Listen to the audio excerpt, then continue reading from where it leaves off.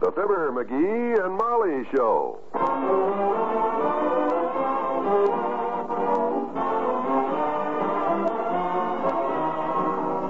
Every weekday at this time, NBC brings you Fibber, McGee, and Molly transcribed. The show is written by Phil Leslie and Bill Dench and directed by Max Hutto.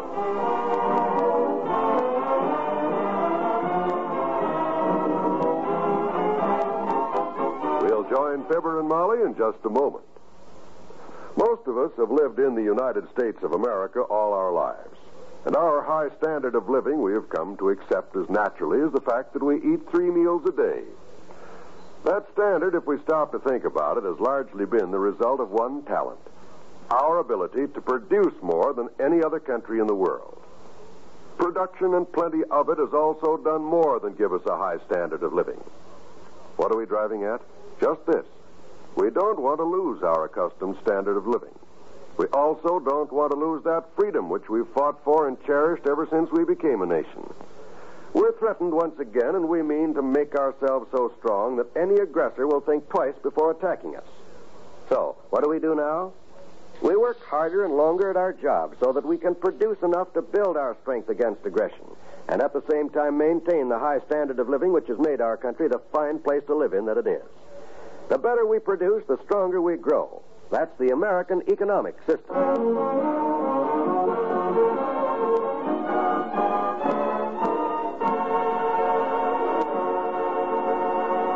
There's one very important after-Christmas chore that many of us manage to put off till around Easter. But here at 79 Wistful Vista this morning, Mr. McGee is just finishing the job as we join Fibber, McGee, and Molly. For the present. Signed, Fibber. Well, that takes care of that. Hey, Molly. Yes, Jerry, what's the problem? Watch the Christmas tree. Watch it. Oh, I see it. You can't walk through this room without brushing against it. How many ornaments fell? Just one. Rolled under the tree. Reason I called you, I finished all my thank you notes. Want to look them over before I seal them up? Let me see. Mm-hmm. Dear Doc. Yep. Thanks for the present. Signed, Fibber. Yep. Dear Mort. Thanks for the present. Signed, Fibber. Yep. Dear Ed. Thanks for the present. Signed, Fibber. Well, I'm glad you're not showing any favoritism. Nope. Nobody's going to accuse you of being too gushy either. Nope. We did get a lot of mighty nice gifts, though, from our friends. Yeah. I guess one of the most expensive gifts of all is that silver ice bucket Dr. Gamble sent us. That's a handsome thing. Yeah? You like ice buckets? It's not any handsomer than that mantel clock we gave him, though. He broke even. It was a novel-looking clock, all right. I'll say it was. I bet there's not another guy in town that's got a miniature plastic pirate ship with a clock in the side and a crow's nest on it that the crow pops out like a cuckoo and caws the hour. Where'd you ever find that, anyhow? Punch board at the Elks Club. I was there the day it come in. Punched the whole board. 500 punches at a nickel apiece. Ah, that's my boy. Always in there punching. Yeah, man. What you gonna do with the ice bucket? Put it away in the cupboard with the one Uncle Dennis gave us last year, and the one I won for a door prize this summer, and the 3 we got for anniversary presents. My gosh, no kidding. Have we got that many ice buckets? 7 of them. You hardly ever see them because we hardly ever use them. Since Uncle Dennis left... Get your hat. What do you mean? Look, Tootsie, I know it's not the gift. It's the sentiment that counts. And I know it's not polite to exchange a present. And I know the old routine about you shouldn't look a gift bucket in the mouth. But by George, I also know how we need that thing like a crack in the cranium. McGee, you don't actually mean you'd exchange the gift that Dr. Gamble picked out for us with loving care at the BonTon because he felt we'd always cherish it and enjoy it, and because it was the first thing he saw? Yes. I'll run put my face on, be with you in a minute. We mustn't ever let the doctor know this, though. Oh, now it starts. Come in. Hello there, kids. What's new? Hello, Mr. Oldtimer. Hi, old-timer. How come you aren't busy on the grocery truck? Took the day off, kids. Oh? Recuperating from Christmas. Good. Just stopped over to thank you for them 1,001 presents you give me, kids. 1,001 presents? Pipe, tobacco, and 999 matches. I forgot about the matches. Yeah, I'm glad you liked them, old-timer. Have a nice Christmas, did you? Yep. Had a real cool Yule, kids. The merriest. Yeah? Christmas this year was the most. Had Christmas dinner with my girlfriend Bessie and her family. Good. Does she have a large family? Very large family, daughter. Ain't a one of them weighs under 300 pounds. Except, of course, her uncle. He's got a right nice figure, Uncle Grace has. Uncle Grace? Who's Uncle Grace? Bearded lady with a carnival, son. Oh. Bessie's got a very talented family, kids. Sounds like it. Circus people, mostly. Acrobats, trapeze artists. You ever hear of the flying ballerinos, the death-defying daredevils, and the big top? No, I don't think so. Me either. What'd you get for Christmas, Johnny? Oh, we got a lot of nice stuff, old-timer. Molly gave me a silk roll. Hey, what'd you get from Bessie, Mr. Oldtimer? Something nice? Yep. Very pretty, too, daughter. What was it? Well, so far, it's a sweater. What do you mean, so far? Bessie's knitting it, and she don't know how to stop. I'm going over there now and cut the string. So long, kid. So long.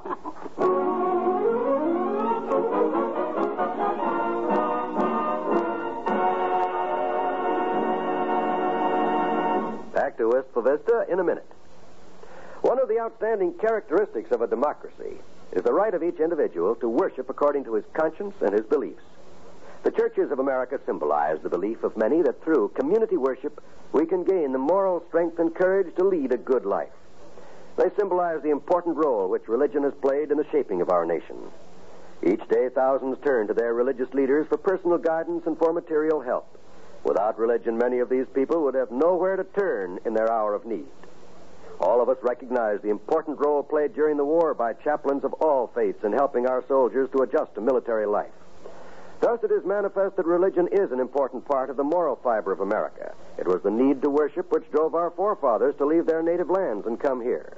Let us not forget the importance of the church in our lives. Let us, through recognition of moral and spiritual hungers, guide ourselves and our families toward a way of life which bespeaks peace and harmony and goodwill toward all men.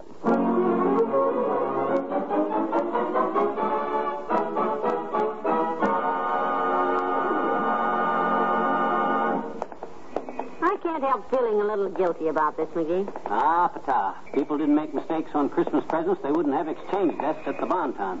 Come on. Heavenly days, will you look how empty this place is? Yeah, everybody's flat broke after Christmas, kiddo. My goodness, that very aisle over there is where it took me 22 minutes to find my way to the glove counter just as they sold the last pair. Yeah? Must have been exciting. Over there at the costume jewelry is where Mrs. Spradley stooped over to pick up an earring. Yeah? And snapped all her hose supporters at once. Wow. She dropped her bundles and grabbed her stockings and walked clear to the ladies' room in a crouch. Boy, I'd like to saw that. Look over there at that broken showcase. We'd all been warned about pickpockets in the store, and when a man put his hand on Mabel Toops' arm, she wheeled and slugged him with her purse. Turned out to be her husband. Mort? Yeah, and that's where he fell, into the showcase. Those happy shopping days. Thank goodness. Now, here, kiddo, here's the exchange desk. Excuse me, miss, are you busy? Oh, I'm so happy to see you. Been lonesome here today. What can I do for you? Well, we got a little problem, sis. Got a Christmas gift here we want to exchange. Well, imagine that. Where were you Saturday? Saturday? Everybody else in town was here. What a panic. Didn't anybody like anything this Christmas?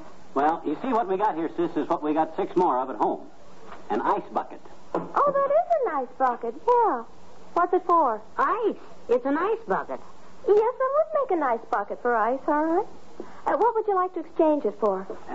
Well, we don't exactly know yet, sis. We sort of thought. I'll go have this okayed by the manager, sir, and I'll just give you a credit slip. Then you can pick out whatever you like. I'll be right back. Well, now we're getting something. Oh, no. Look, coming this way. Oh, my gosh. Doc Gamble. Now, you better let me do the talking. McGee, if he sees us bringing back the gift that he bought us, you know, an expensive thing that he probably... Oh, I wish I could crawl into the woodwork. Well, hey, imagine running into you two here. Hiya, Molly. Hello, sample size. Hi, large economy. Hello, Doctor. We were just downtown, and that is, well, we... Isn't it empty in here, though? It was till old Barge Bottom breezed in. I bet it was quiet here, too, till you came, sound off. Why is it I bump into him everywhere I go, Molly? Well? It might be because you got such a big bumper. Oh, is that so? Yeah, that's so. Boys, now stop it. This is the Christmas season. Well, you're right, my dear. My apologies. How about you, dearie? How about what? Tell the doctor you're sorry. Oh, he makes... Come on now. Okay. Doc, if I said anything to insult you, it was purely. Thank you. I think. That's better. Are you shopping, Doctor, or just looking around? Don't let us hold you up now. Oh, no, I'm not buying anything. That is, well, just looking. Say, that package you're holding behind your back there, that looks sort of familiar. It certainly does. Why, that's the paper I wrapped all our gifts in. Why, yes, it is. Doctor, That's our gift to you. Don't tell me you're exchanging it. I don't know what to say, my dear. I like your gift very much. Well, you're doggone well right. You ought to like it. Yeah. That authentic pirate ship with the clock is the perfect gift for you, and here you stand right here, bald-faced, waiting to exchange it. Yeah, but... Doctor, I don't know what to say. Well, I do. Doc, if you swap that clock, how will you ever be able to look me in the face again? That I could give up.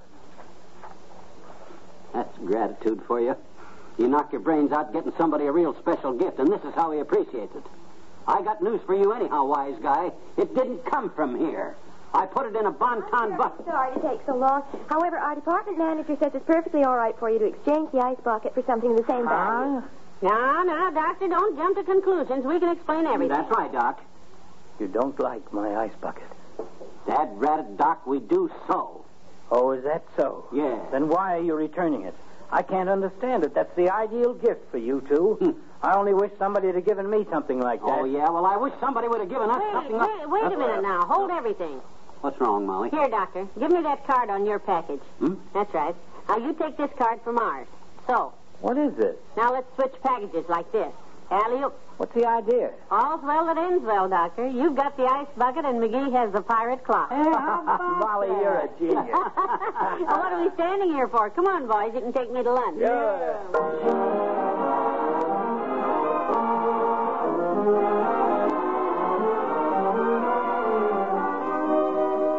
Fibber and Molly will be right back. I'd like to take just a moment here to remind you about some of the wonderful radio listening you'll hear tomorrow on this same NBC station.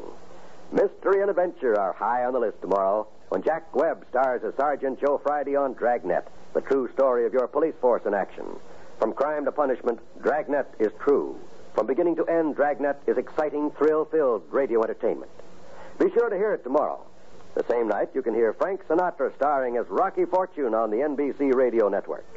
Rocky Fortune is a footloose and fancy-free young man who just can't seem to hold a job.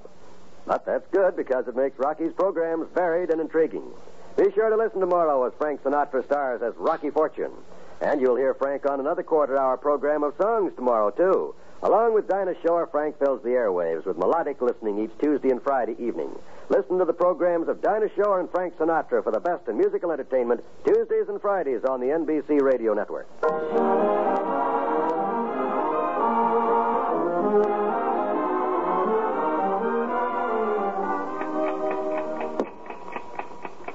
Just listen to that little old clock go, Molly. Don't it look pretty there on the mantel? Yes. Noisy little hunk of machinery, isn't it? Got a good, strong hairspring in it. What's the right time, you know? 1:45. What's the clock say? 2:17. I wish it was 3 o'clock. Because at 3 o'clock, that little crow pops out of the crow's nest and caws 3 times. I'd like to hear that little crow.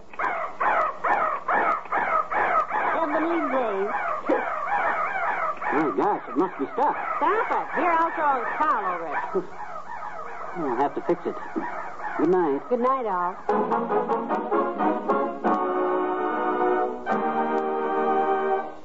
NBC has brought you the Fibber, McGee, and Molly program transcribed with Bill Thompson as the old-timer and Arthur Q. Bryan as Dr. Gamble, Colleen Collins as the exchange clerk. This is John Wald inviting you to be with us again tomorrow night for another visit with Fibber, McGee, and Molly.